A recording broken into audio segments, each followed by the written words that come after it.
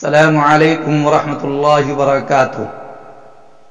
الحمد للہ رب العالمین والعاقبۃ للمتقین والصلاة والسلام علی سید الانبیاء والمرسلین وعلى آلہ وصحبہ اجمعین، اما بعد فقد قال اللہ تعالی فی کتابہ الکریم: اعوذ باللہ من الشیطان الرجیم، بسم اللہ الرحمن الرحیم، وإلہکم الہ واحد لا الہ الا هو الرحمن الرحیم۔ وقال اللہ تعالی: ومن آیاته الليل والنهار والشمس والقمر لا تسجدوا للشمس ولا للقمر واسجدوا لله الذي خلقهن إن كنتم إياه تعبدون۔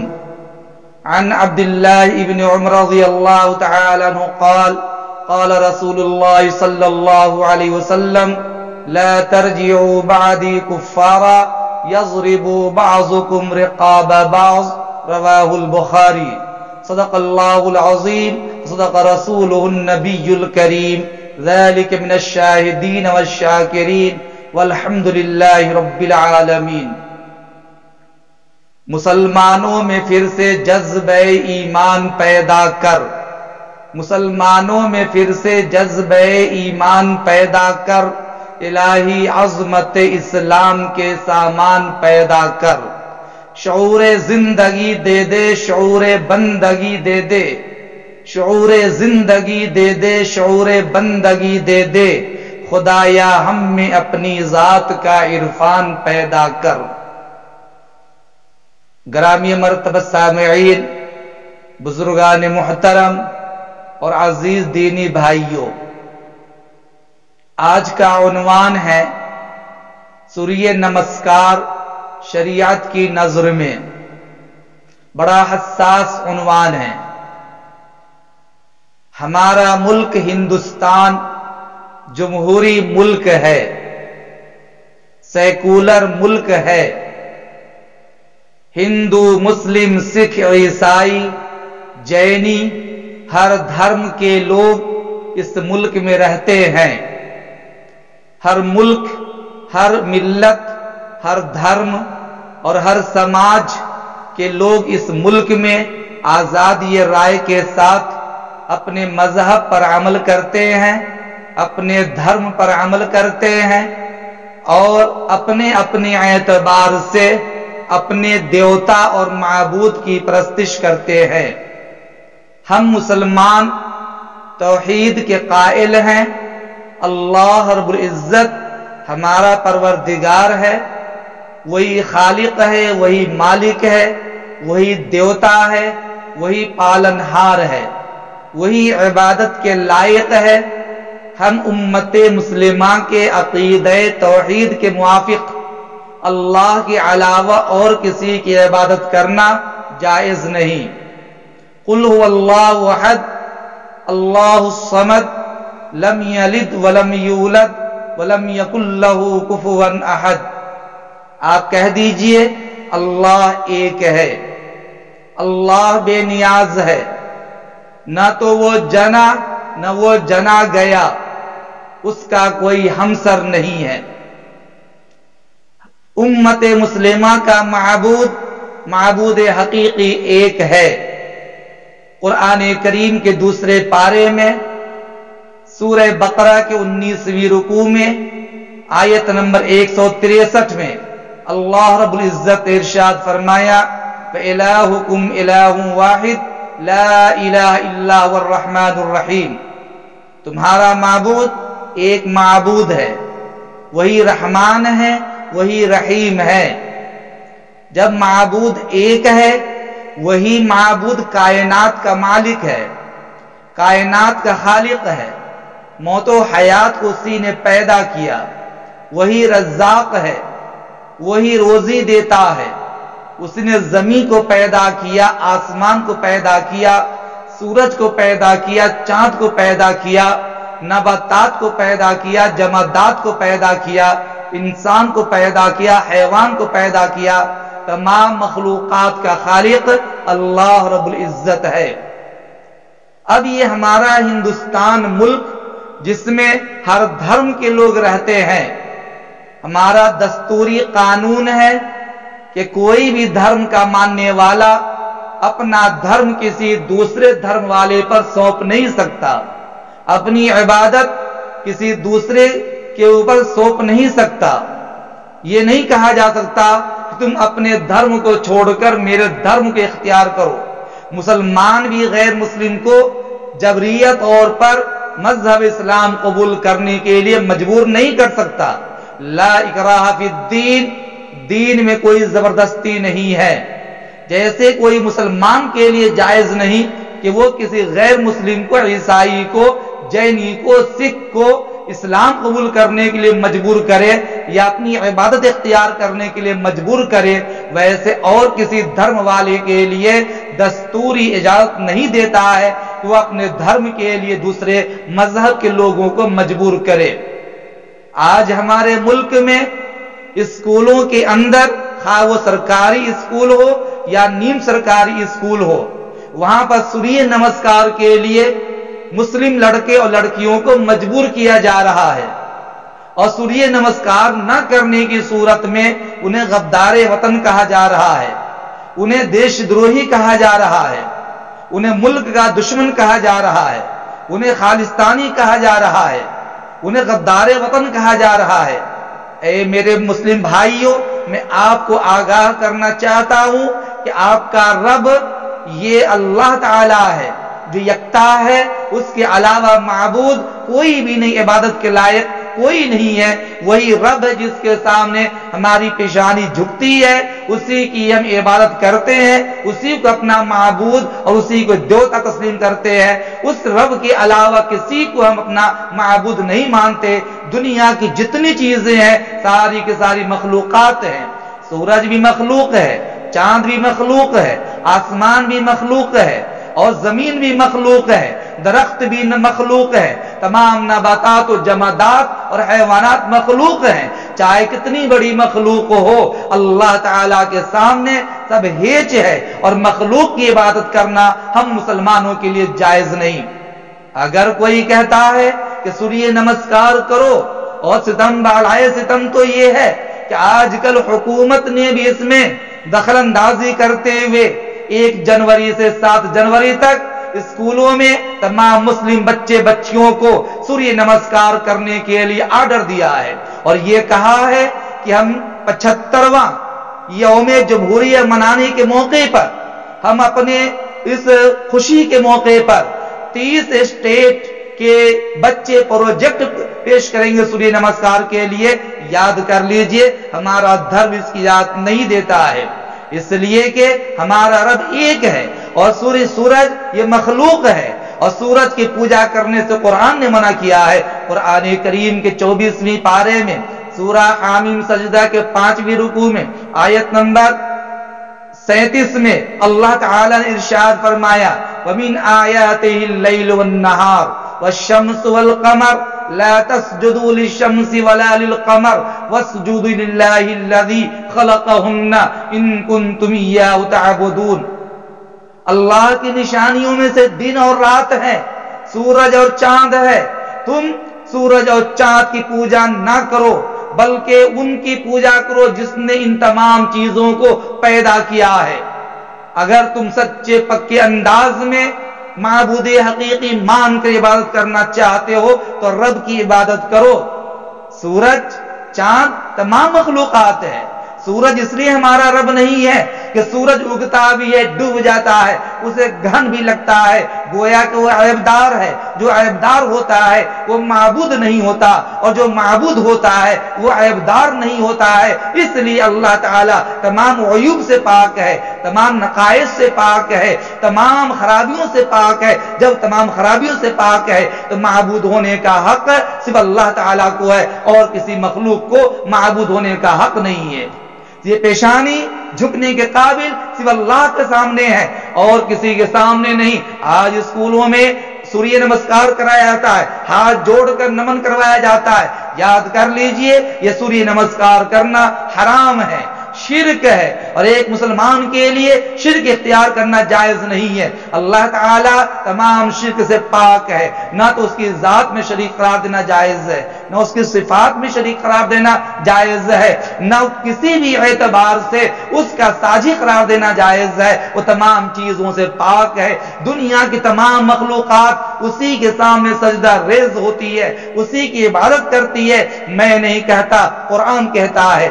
قرآن کریم کے 13ویں پارے میں سورہ رعد کے دوسرے رکوع میں آیت نمبر 15 میں اللہ رب العزت نے ارشاد فرمایا وَلِلَّهِ يَسْجُدُ مَا فِي السَّمَاوَاتِ وَالْأَرْضِ طَوْعًا وَكَرْهًا وَظِلَالُهُمْ بِالْغُدُوِّ وَالْآصَالِ، اللہ ہی کے لیے سجدہ کرتی وہ تمام چیزیں جو آسمانوں میں ہیں، جو زمین کے اندر ہیں، اور تمام چیزیں جب جس طریقہ سے ہو، مجبور ہو کر کے ہو، خوشی کی حالت میں ہو، ہر اعتبار سے اللہ کے سامنے سجدہ ریز ہوتی ہے۔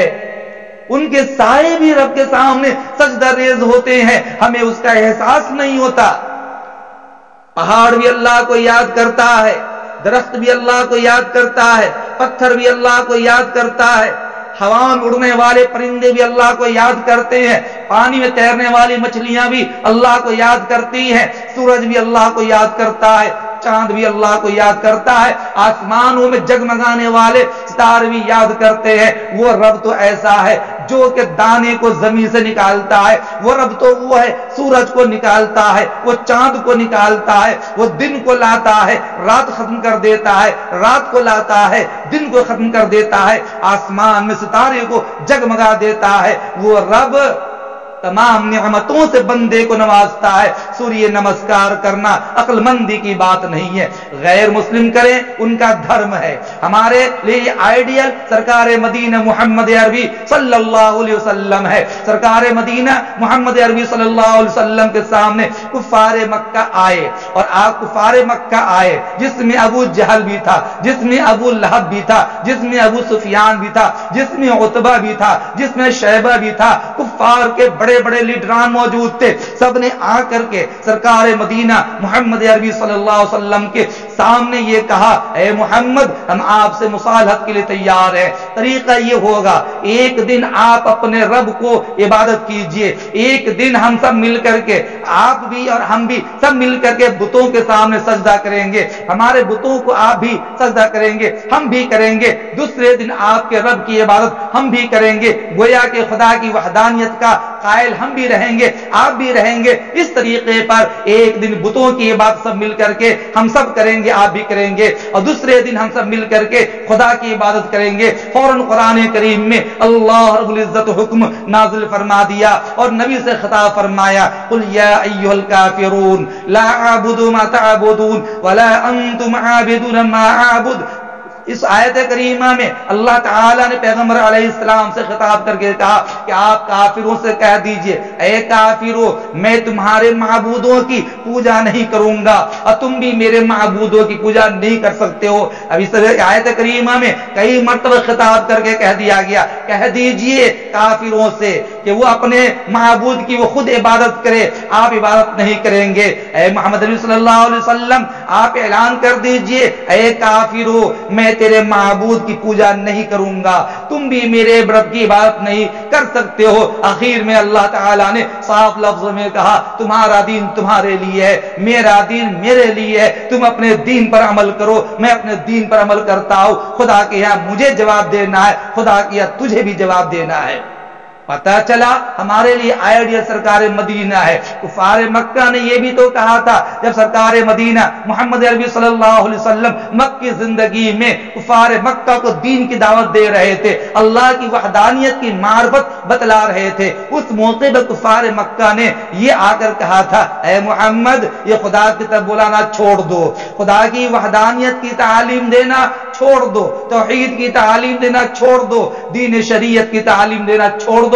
اگر تم چاہتے ہو کہ تمہیں مکہ کی سب سے حسین دوشیزہ سے نکاح کر دیا جائے، اگر تم چاہتے ہو کہ تمہیں مالدار بنا دیا جائے، تم چاہتے ہو کہ تیرے قدموں میں سونے چاندی کے انبار لگا دیے جائے، اگر تم چاہتے ہو کہ مدینہ کے تمام قبیلوں کا تجھے سردار بنا دیا جائے تو ہم تیرے لیے نکاح کرنے کو تیار ہے، ہم تیرے قدموں میں سونے چاندی کے انبار ہاتھ لگانے کو تیار ہے. ہم تیرے سامنے ہم سب مل کر کے تجھے اپنا سردار ماننے کو تیار ہے, لیکن تم لوگوں کو خدا کی وحدانیت کی تعلیم دینے سے باز آ جاؤ. سرکار مدینہ محمد عربی صلی اللہ علیہ وسلم نے بڑے پروقار انداز میں کہا, اے کفار مکہ سنو, اچھی طرح سن لو, اگر میرے ایک ہاتھ کے اندر سورج لا کے رکھ دو, دوسرے ہاتھ میں چاند لا کر رکھ دو, اور پھر بھی یہ کہو کہ تم دین اسلام کی دعوت سے باز آ جاؤ, خدا کی وحدانیت تعلیم سے باز آ جاؤ, تو میں تیری ساری دولتوں کو پاؤں سے ٹھوکر مار دوں گا,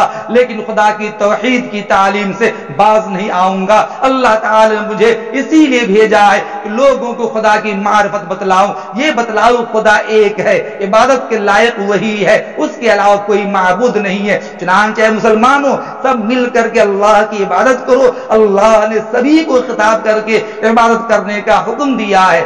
قرآن کریم کے پہلے پارے میں سورہ بقرہ کے تیسری رکوع میں آیت نمبر 21 میں اللہ تعالی نے ارشاد فرمایا, یا ایھا الناس اعبدوا ربکم الذی خلقکم والذین من قبلکم لعلکم تتقون. اے لوگو, اس میں ایمان والے نے نہیں کہا, کافروں نے نہیں کہا, مطلقاً کہا اے لوگو تم اپنے اس پروردگار کی عبادت کرو جس نے تم سب کو پیدا کیا ہے, تمہارے آباء و اجداد کو پیدا کیا ہے, اس امید کے ساتھ کہ تم پرہیزگار بن جاؤ, اللہ ڈرنے والے بن جاؤ.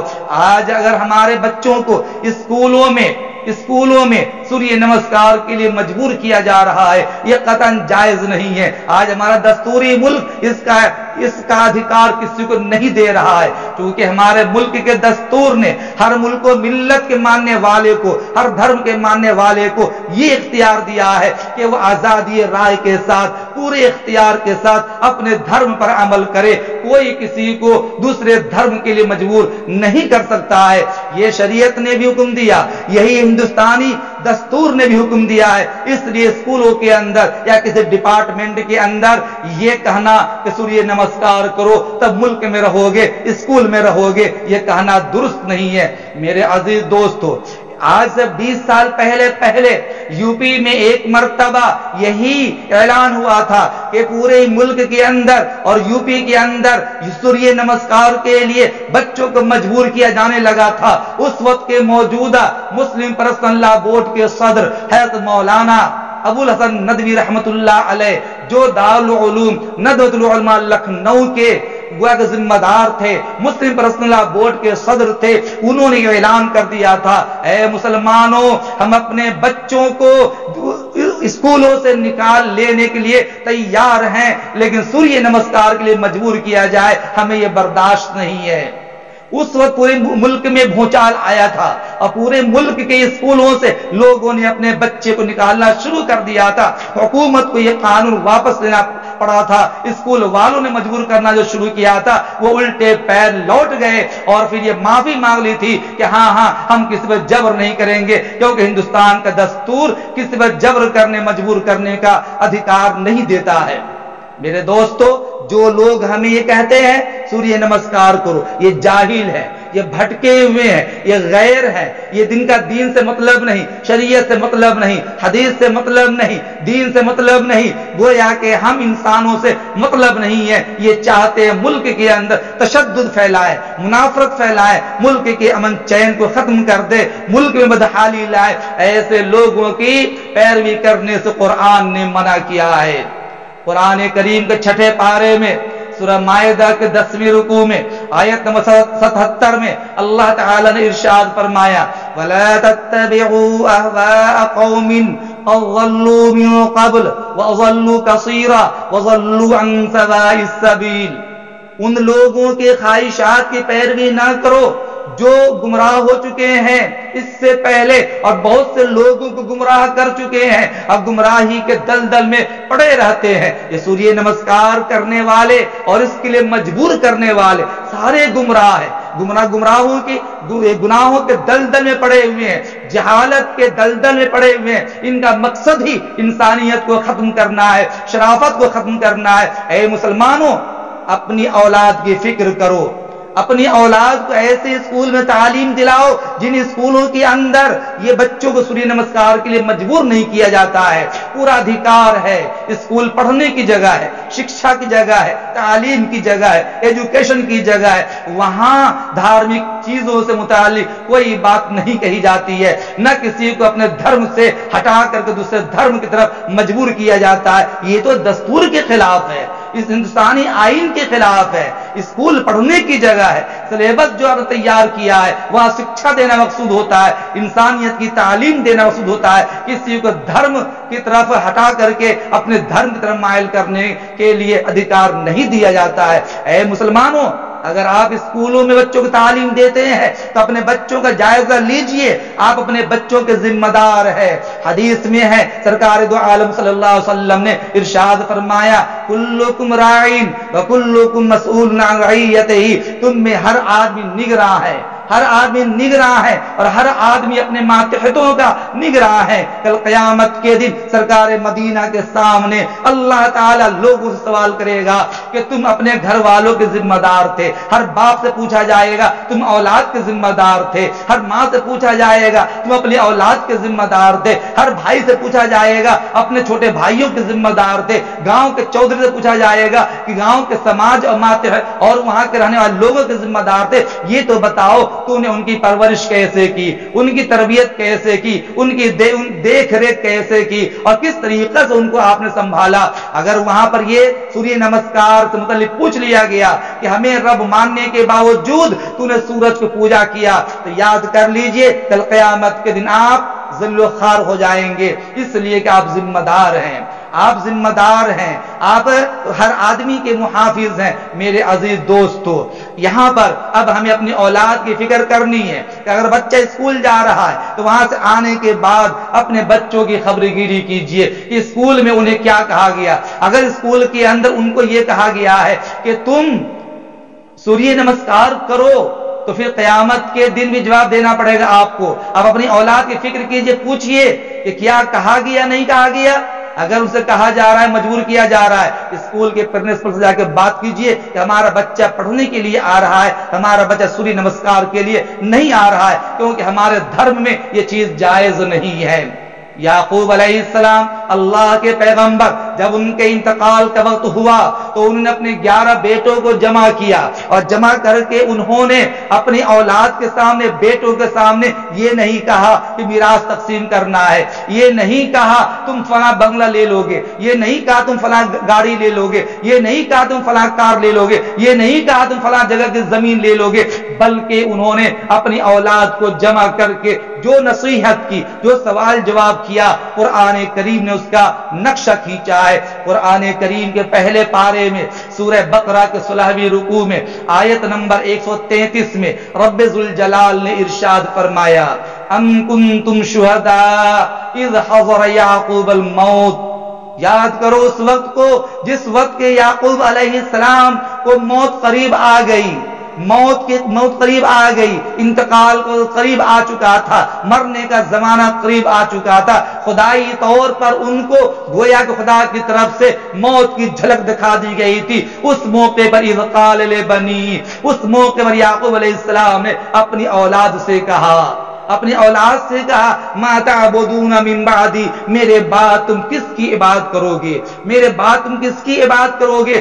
سب نے یک زبان ہو کر کہا, قالوا نعبد الہک و الہ آبائک ابراہیم و اسماعیل و اسحاق الہ واحدا ونحن له مسلمون. سب نے یہی کہا تھا کہ ہم آپ کے بعد بھی آپ کے رب کی عبادت کریں گے, آپ کے آباء و اجداد ابراہیم, اسماعیل اور اسحاق کے رب کی عبادت کریں گے جو ایک معبود ہے. یا یہ نہیں کہا تھا ابراہیم کا معبود الگ ہے, یہ نہیں کہا اسحاق کا معبود الگ ہے, یہ نہیں کہا اسماعیل کا معبود الگ ہے, یوں کہا تھا سب کا معبود ایک ہے, یعنی رب ذوالجلال ہے جو بارش بھی برسا دیتا ہے, پودے بھی اگا دیتا ہے, روزے بھی عطا فرما دیتا ہے, شادابی بھی عطا فرماتا ہے. اے لوگو, یعقوب علیہ السلام نے اپنے بیٹوں سے یہی کہا, سب نے یہی کہا کہ ہم ہمیشہ ایک رب کو یاد کریں گے, اس کی عبادت کریں گے, اور ہم پوری زندگی مسلمان ہو کر طاعت و فرما برداری کے ساتھ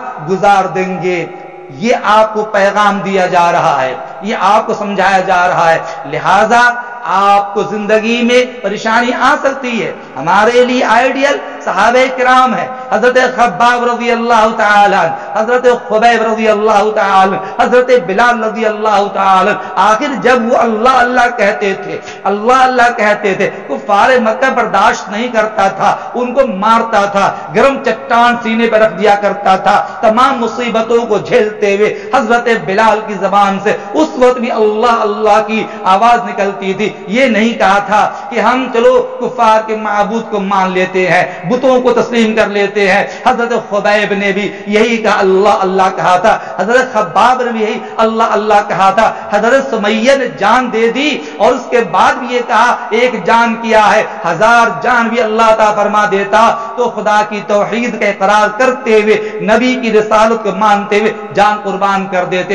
اے مسلمانوں، یہ نہیں چلنے والا کہ تم نماز بھی پڑھو اور بت کی پوجا بھی کرو، تم روزہ بھی رکھو، تم قبر پرستی بھی کرو، تم حج بھی کرنے جاؤ اور تم سوریہ نمسکار بھی کرو، قرآن کی تلاوت بھی کرو، خدا کی ذات میں شریک بھی قرار دو، بلکہ اے ایمان والو دین پر جم کر زندگی گزارو گے۔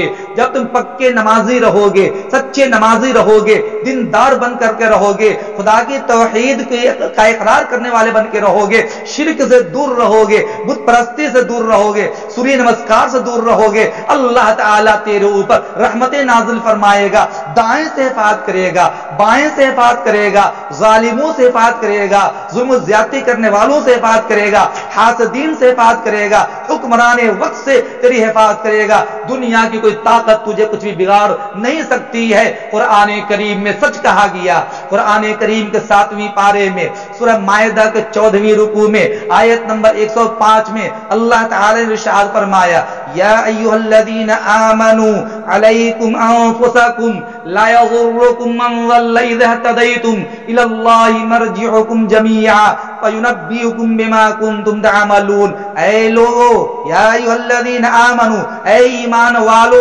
اپنے آپ کو دین پر قائم رکھو، اپنے آپ کو توحید کے عقیدے پہ قائم رکھو، اپنے آپ کو دیندار بنا کر رکھو۔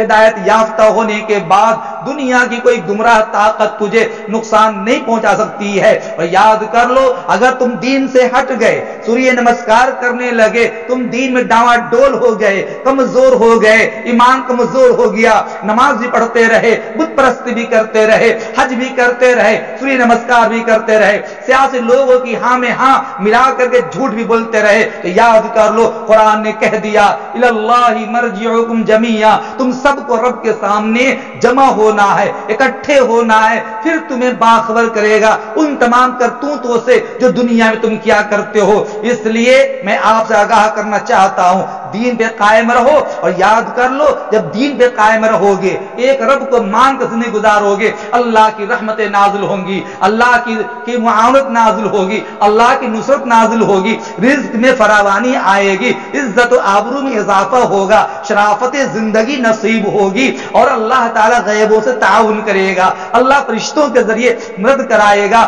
میں نہیں کہتا، قرآن کہتا ہے۔ قرآن کریم کے 24ویں پارے میں سورہ حامیم کے اندر اللہ تعالیٰ نے ارشاد فرمایا ہے، ان الذین قالوا ربنا اللہ ثم استقاموا تتنزل علیہم الملائکہ الا تخافوا ولا تحزنوا وابشروا بالجنة التي كنتم توعدون نحن اولیاؤکم فی الحیاة الدنیا وفی الآخرہ ولکم فیہا ما تشتہی انفسکم ولکم فیہا ما تدعون نزلا من غفور الرحیم۔ اللہ تعالیٰ نے فرمایا کہ بے شک جن لوگوں نے یہ کہا ہمارا رب اللہ ہے، اسی پر وہ جمے رہے، اس سے ہٹے نہیں، اس پر مستقل مزاجی سے قائم رہے، تو پھر اعلان ہوتا ہے ان الذین قالوا ربنا اللہ ثم استقاموا تتنزل علیہم الملائکہ، فرشتے اس کی مدد کے لیے اتر آتے ہیں، دائیں سے معاون ہو جاتا ہے، بائیں سے معاون ہو جاتا ہے، سامنے سے معاون بن جاتا ہے،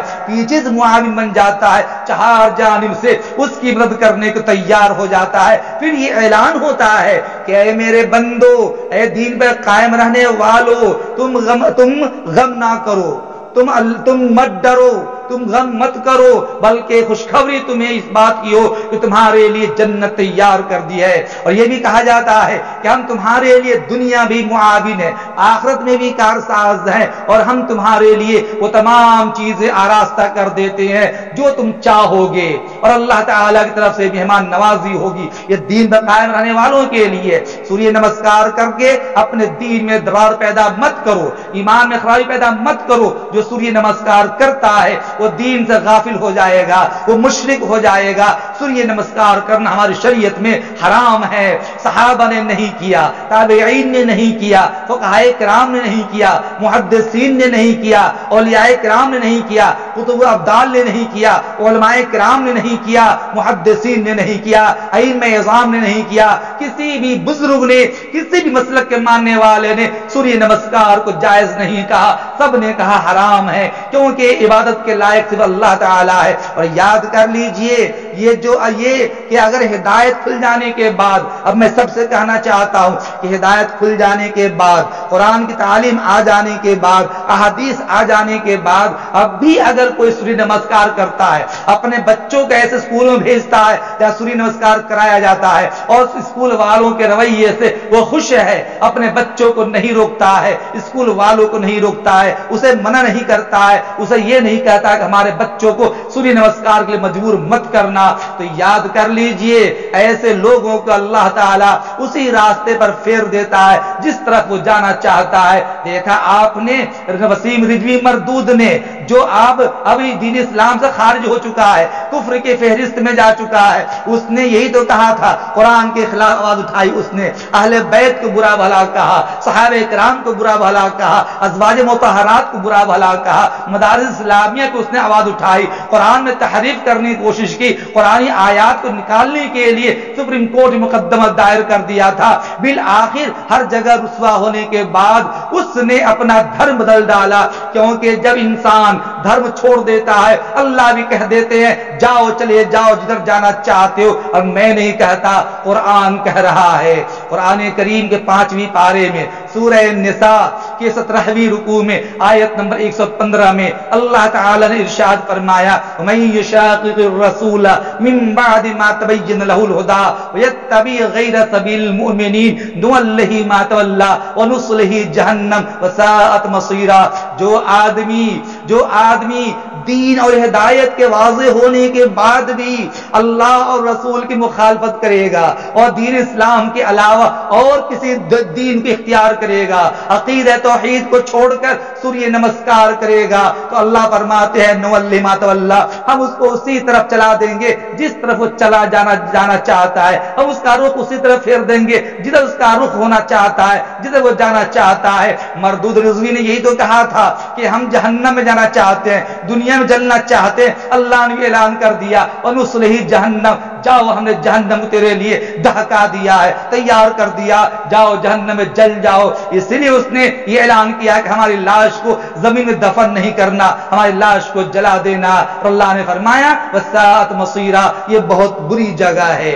یاد کر لو, اگر تم دین ایمان تک قائم رہو گے, اللہ کی بات منو گے, رسول کی بات مانو گے, اللہ تعالیٰ آخرت میں بہترین نعمتوں سے نوازے گا, اچھے لوگوں کی صحبت میں جمع کرے گا, اچھے لوگوں کی مصاحبت اور رفاقت اختیار کرائے گا. اور میں نہیں کہتا, قرآن کہہ رہا ہے, قرآن کہہ رہا ہے. قرآن کریم کے 5ویں پارے میں سورہ النساء کے 9ویں رکوع میں آیت نمبر 69 میں اللہ تعالیٰ نے ارشاد فرمایا, صاف اعلان کر دیا ہے, من يطع الله والرسول فاولئك مع الذين انعم الله عليهم من النبيين والصديقين والشهداء والصالحين وحسن اولئك رفيقا.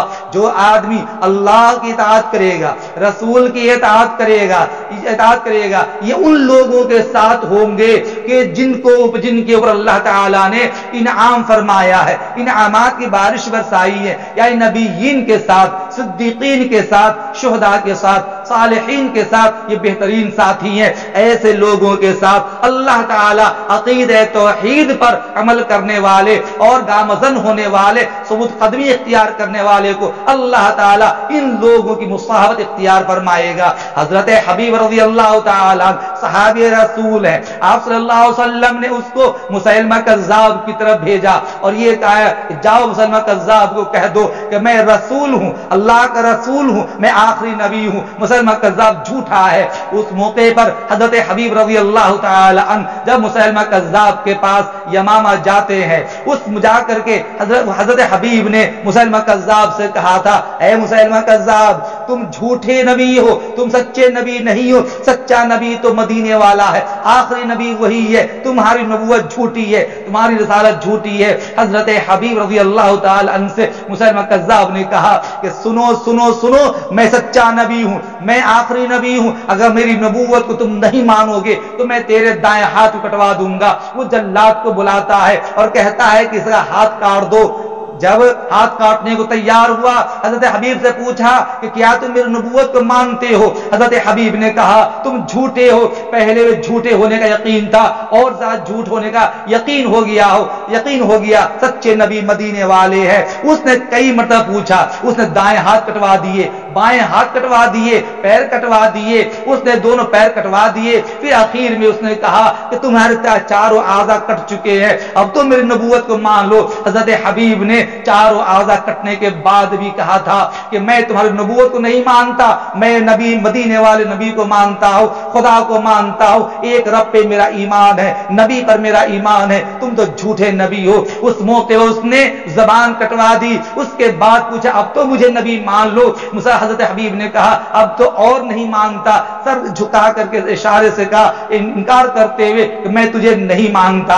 اس نے قتل کرا دیا۔ جسم کی ہر بوٹی سے آواز آ رہی تھی لا الہ الا اللہ محمد الرسول اللہ۔ میرے دوستو، سچا عاشق ہوتا ہے وہ جان دینا گوارا کرتا ہے، لیکن خدا کی وحدانیت پہ داغ آ جائے، رسول کی رسالت پہ داغ آ جائے، یہ کوئی گوارا نہیں کرتا۔ میں تمام لوگوں سے اپیل کرتا ہوں کہ سنو، سوریہ نمسکار کر کے کفر کے دائرے میں مت چلا جانا، ورنہ تم ایمان سے خارج ہو جاؤ گے، مشرک ہو جاؤ گے، بددین ہو جاؤ گے، مرتد ہو جاؤ گے، شریعت سے باہر ہو جاؤ گے، ایک اللہ کو چھوڑ ڈالو گے کیونکہ تم مشرک ہو جاؤ گے۔ ان الشرک لظلم عظیم، شرک بہت بڑا ظلم ہے۔ اللہ تعالیٰ سارے گناہوں کو معاف تو کر دیتا ہے، شرک معاف نہیں کرتا ہے۔ اس لیے تم سوریہ نمسکار مت کرنا، اپنی اولاد کو سمجھائیے، اپنی فکر بھی کیجیے۔ قوا انفسکم واہلیکم نارا، خود کی فکر کیجیے، اولاد کی فکر کیجیے۔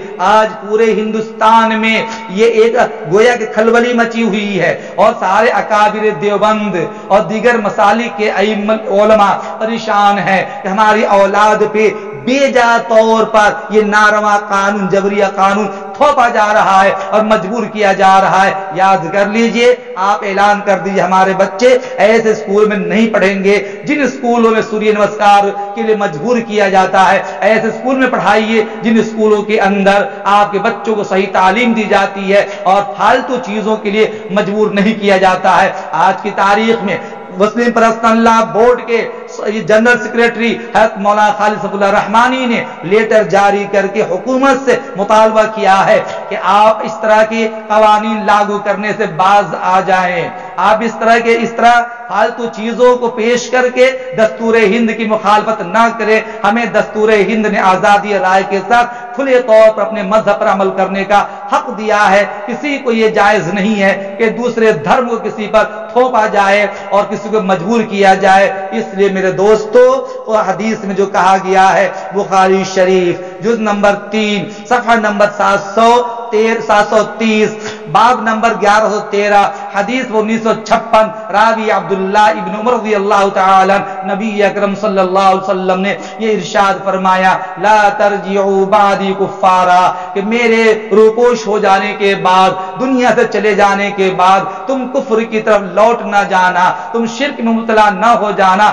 ایسا نہ ہو کہ کفر کی بنیاد پر یضرب بعضکم رقاب بعض، تم آپس میں دوسرے گردن مارنے لگو، قتل و قتال کرنے لگو، لگو, ایک دوسرے کو کافر کہنے لگو, مشرک کہنے لگو, بددین کہنے لگو, تمہارے درمیان شرازہ بکھر جائے, تم مشرک بن جاؤ, کافر بن جاؤ, بددین بن جاؤ, ایسی کوئی حرکت نہ کرنا, دین پر قائم رہ کر زندگی گزارنا, آل و اولاد کو دین پہ قائم کرنا, تب جا کر تیری زندگی سلامت رہے گی. اللہ تعالیٰ آپ سبھی کو صحیح بات پہ عمل کرنے کی توفیق عطا فرمائے. فضول سمجھ کر جسے بجھا دیا تو نے وہی شمع جلاؤ تو روشنی ہوگی. اللہ تعالیٰ پوری انسانیت کو خدا کی وحدانیت کے مطابق زندگی گزارنے اور عقیدہ توحید پر مستقل جمع رہنے کی توفیق عنایت فرمائے, اور شرکیہ اعمال سے, کفریہ اعمال سے اور بدعقیدہ اعمال سے پوری انسانیت کی اللہ, پوری امت مسلمہ کی حفاظت فرمائے. اللہ ہمیں بھی توفیق عطا فرمائے, آپ کو بھی عمل کی توفیق عنایت فرمائے. السلام علیکم ورحمۃ اللہ وبرکاتہ.